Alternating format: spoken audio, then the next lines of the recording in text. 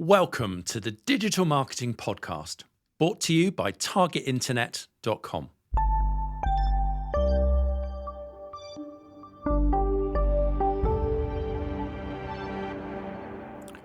Hello and welcome back to the Digital Marketing Podcast. My name is Kieran Rogers. I'm Louise Crossley. And I'm Daniel Rolls. And today we are discussing the best GPTs.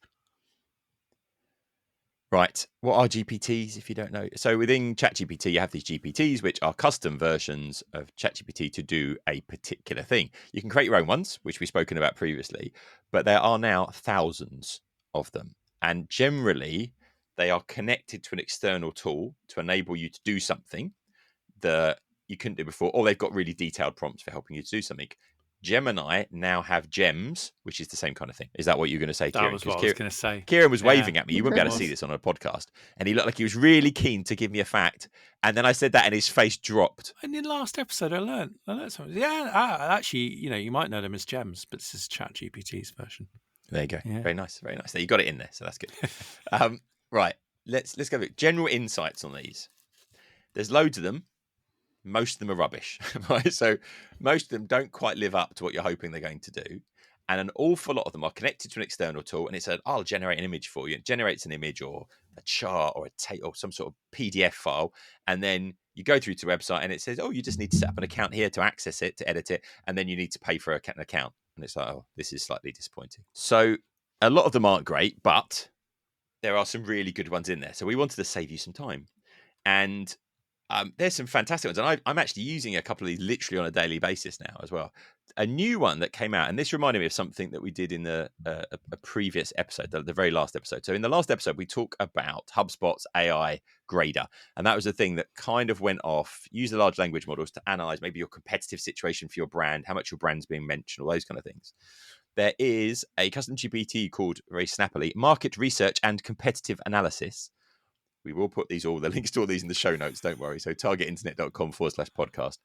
But this one's lovely because you put a website in your company in, and it will go off and it will say, okay, these are the competitors that are being spoken about that do very similar things.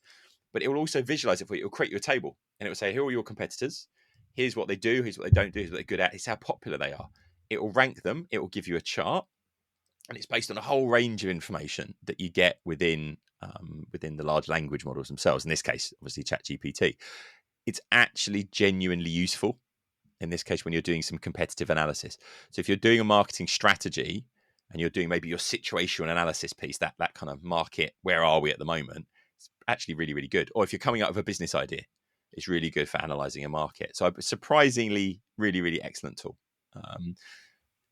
The next one, I've been using this one tons, diagrams. So quite often I'll need a diagram for an article or for a PowerPoint presentation or something else like that. And maybe just get an idea and then maybe I'm going to tidy it up afterwards. But there is a GPT called Diagrams, very simply. And it's lovely because it will generate a diagram of anything you want. So I've asked it, okay, come up with an idea, some ideas for a brainstorm for a podcast and go through and visualize that for me. And it will do the ideas. It will then visualize it. You can download that as a PNG, but the little killer feature for me is you can hit a button and you can generate it as an interactive Miro board, and it will create a Miro board. And if you're not familiar, Miro allows you to create kind of diagrams and flowcharts and all those kind of things, but you can interact with them with other people. So in real time, you can drag and drop and play with them, and you can output them in all sorts of different formats. And it will do that in the free version of Miro. So it's hugely useful if you want to generate something that you can work on with another group of people, or something you can then manipulate a little bit further, and play around with an output in different ways as well. So I would definitely look at that. The next one, the next group of things I've been quite interested in is the ones that allow you to get good referencing. Because one of my bugbears with ChatGPT is it will reference made up references. I've seen about 50% of the references haven't been real.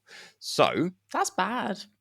Well, it's really bad because, and it's quite, you only really notice it when you ask it to write something and it puts all these references in, and some of them are clickable. Great. You can go through to a website and you can check the facts.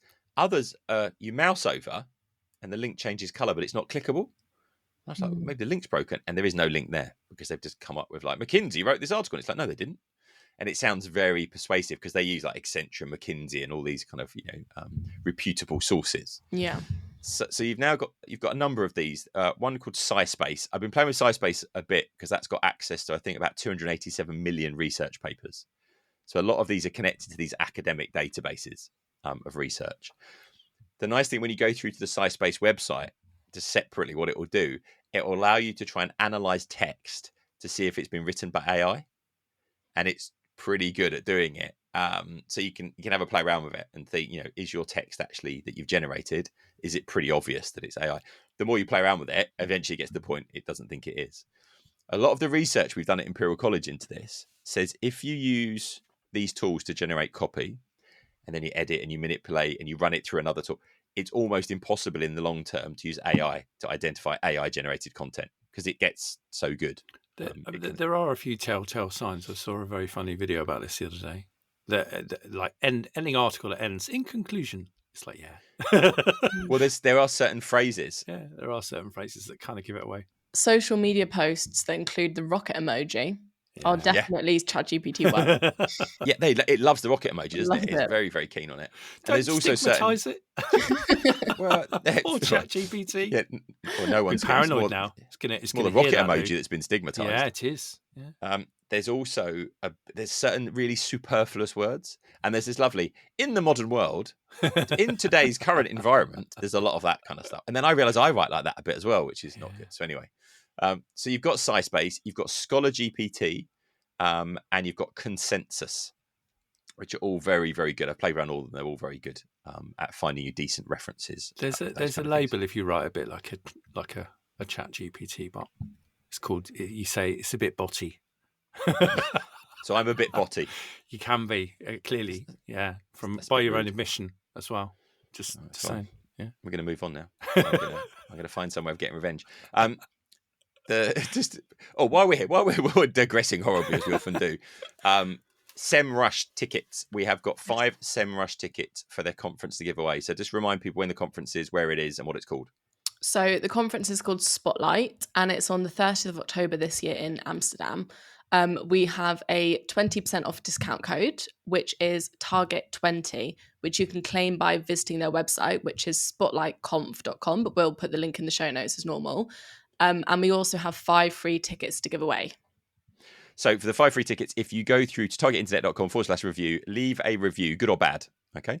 And just mention in the notes you'd like to be put into the draw for those SEMrush tickets, and we will go through and pick 5 people out. And we don't get that many reviews, so if you do it, then you've got a fairly solid chance of coming out in the draw. And the big news is you might get to meet Louise. Yeah, because Louise, you're going to be there, aren't you? I am going to be there, yeah. Just putting it out there, hashtag I met Louise. I don't know if that will encourage people to register or not. That could trend. Well, if it was Kieran, I would definitely discourage that. No. You might be, it'd be a positive thing. Put people off. No, that would be good. So, all right. So, let us know. And actually, if you're a podcast listener and you win the tickets, I'm sure Lou would be very happy. You'd definitely meet Louise. Say hi. Unless you really don't want to, in which case we can arrange that as well. One other thing while we're here talking about conferences is if any of the listeners are going to Inbound in September in Boston, which is the HubSpot conference, can you message us if you want to meet up and say hi? Because I'm going to be there doing some interviews again this year. So let us know. We'd love to meet up and say hi as well. I had a really uncanny moment last year as well, because there was someone was speaking. So does anybody else here got a podcast? And I was like, oh, yeah, I have. I a bit sheepishly put my hand up. And he said, what's the name of your podcast? And I was like, oh, it's the Digital Marketing Podcast. And he was like, oh my God, I listened to your podcast. And I was like, oh, that's pretty cool. And he said, does anybody else here listen to the Digital Marketing Podcast? And about 16 people in the audience of about 50 people put their hands up. Wow. So I was very excited it's pretty after good. that. And I chatted to lots of lovely people. So that was very cool. So let's do a few more of these GPTs. Right, this kind of shows the problem, but it shows the promise and the opportunity. So it's called Presentation and Slides GPT. And you describe it the kind of presentation that you'd like, and it will create a whole series of presentation slides in a style that you can ask it to do. And then you click edit or download, and it takes you to the website. Immediately you have to set an account up, and immediately you can't download it unless you pay for an account. But you can do a one-off download for $2.50, which is obviously, if you've created something that's really useful, that's really valuable. Or there's like a $10 a month subscription. I totally understand why people are doing this, to try and encourage people through to their tools. And if you go to that website, there is a ChatGPT interface for doing it there on that website as well. But what I'm finding is they're few and far between, those tools that I'm going to subscribe to, because the whole point of this is I've already got a ton of subscriptions. If I can replace some of those subscriptions with some GPTs that do the job for me for free, that's great. I really like the way the Diagrams GPT gave you a completely free version. If you upgraded, there was extra stuff you could get. There was no problem with that. But like tying it into a free version of Miro, I thought was nice. So I think there's a bit of disappointment when you get through and go, "Oh, this is great." Oh no, it's not. I've got to subscribe. I've got to pay for it. Can you see your presentation before you pay for it? Yeah, you can. You can. Oh, You can see it. well, I mean, if the cynic, and you could say you could take a screen grab and do it as a PDF or whatever. But if you want to edit it and all that kind of good stuff, and actually you'd be breaking their terms of service doing that anyway. Well, it's but not only that for $2.50. Really, at the time, it's just And I think that's exactly it. And I think actually, if it's such a great presentation in the right styling, it's a no-brainer. Now, what's missing from a lot of these image generation tools, the PDF generators, the PowerPoint generators, is getting the branding right.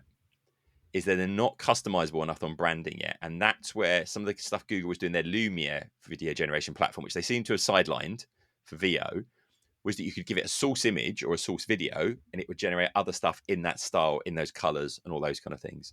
I think we're going to see a lot more of that stuff. Copilot has been a little bit disappointed with that, because Copilot in the Office environment, I was really excited in PowerPoint, because you go say, here's my template, generate me a PowerPoint.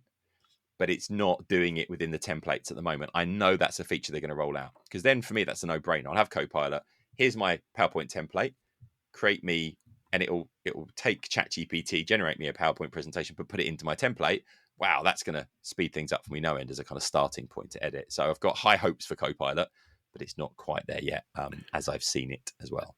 And these tools, are they generating them in their own format? Are they just standard slide, fixed image PDF type things, or are they in the format of various presentation platforms? Yeah, so you can download them in any number of different formats. So you can download a PDF, but a PowerPoint presentation, the Apple format, all those kind of things as well. So that's the nice thing, because you can output those different file types. Whereas a lot of the time, Google Gemini and ChatGPT won't output files for you.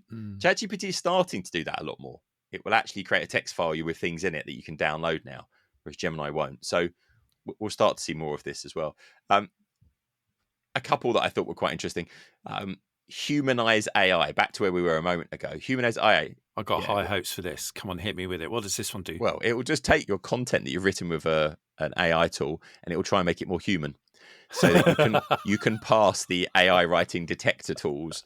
It's being predominantly used by students to try and sneak their AI generated homework past the AI detection tools. But actually, I've used it a little bit, and it's quite nice. It kind of gets rid of all that stupid superfluous language that we were talking about, and does make the writing a bit better. So you've got machines. So AI. You've got machines writing content that there's run through a machine to make it more human. Yes. I love that. Yeah, that's brilliant. Not strange meta at all. Yeah, right, exactly.